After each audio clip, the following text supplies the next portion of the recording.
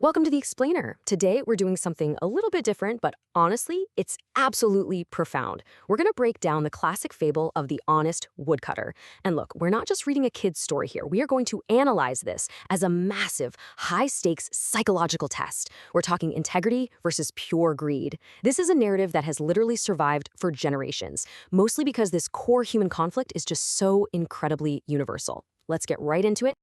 Okay, let's dive into this. What is the true price of your integrity? It's really easy to claim we're honest when everyone's watching, right? Or, when the stakes are super low. But what would you actually do if you were faced with absolute, completely uncatchable deceit? Just imagine a scenario where you could tell a single lie, secure a massive financial windfall for yourself, and literally no one would ever find out. That is the exact thrilling scenario this traditional fable sets up for us to explore. So, let's set the scene. Here we meet our protagonist, a struggling woodcutter. The source text tells us he lives in this tiny village, heading out to the forest to cut wood every single day.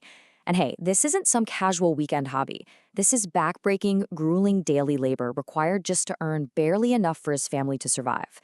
He is the ultimate everyman, living literally bundle of wood by bundle of wood. There's absolutely zero financial safety net here to fall back on.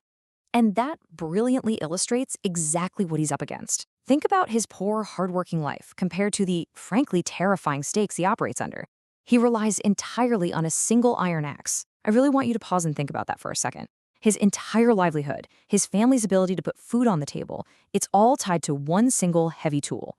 Losing that axe, it doesn't just mean a bad afternoon at work. It means losing his only way to earn a living. The vulnerability here is just immense.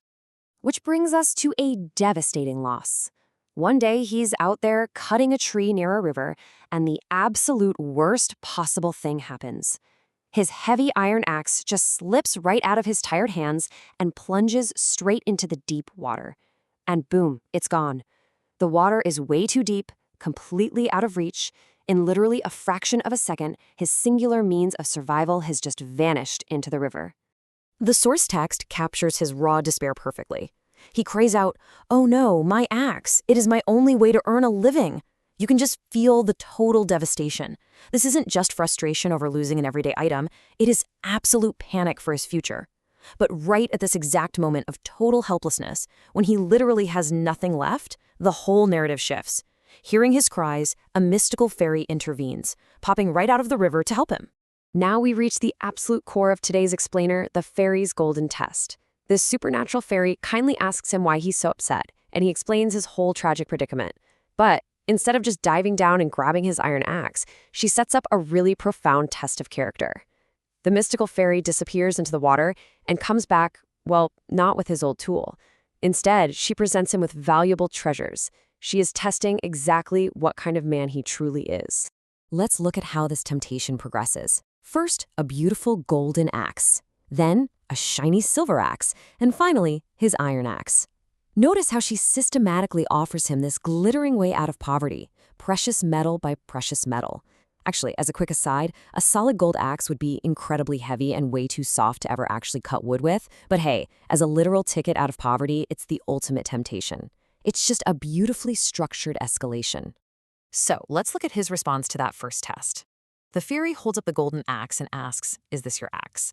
The woodcutter just shakes his head and says these incredibly simple words, "No, that is not mine." Really focus on the immense weight of that sentence for a second. He is staring at a massive chunk of solid gold that could easily feed his family for a lifetime. He knows it's not his, and he knows nobody else is around to catch him in a lie. Yet, he demonstrates unwavering integrity by rejecting it outright. He actively chooses truthfulness over greed. But of course, the test isn't over. The fairy goes back underwater, and we hit the silver temptation. She brings back a shiny silver axe and asks again, "Is this your axe?" Now the stakes actually intensify a bit here. Maybe gold was just too obvious, a bit too flashy to steal. Silver is still incredibly valuable, though. But the struggling laborer once again answers honestly. He tells her, "No, that is not mine either." His internal moral compass just does not waver, regardless of these precious treasures being dangled right in front of him. Finally, with fairy returns with the old, worn iron axe, and the text tells us his face instantly lights up. "Yes, that is my axe. Thank you so much." You can just completely capture the sheer joy in that reaction. He isn't sitting there bummed out that he didn't get to keep the gold or the silver. He is just overwhelmingly grateful to have his honest livelihood back.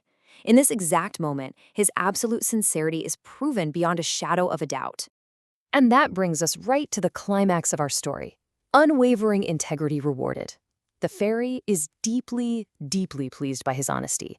She tells him that he is a truly truthful and kind man. So the crucial point is how this supernatural being responds to his choices. She doesn't just hand back his rusty iron tool and take off. She actively rewards his honor in a way that is going to completely change his circumstances forever. Let's break down exactly what that incredible windfall looks like. I mean, his rewards are massive. He keeps his original iron axe, naturally, but the fairy also gifts him the golden axe, and she gives him the silver axe. Because he chooses truthfulness over greed, he walks away with all three.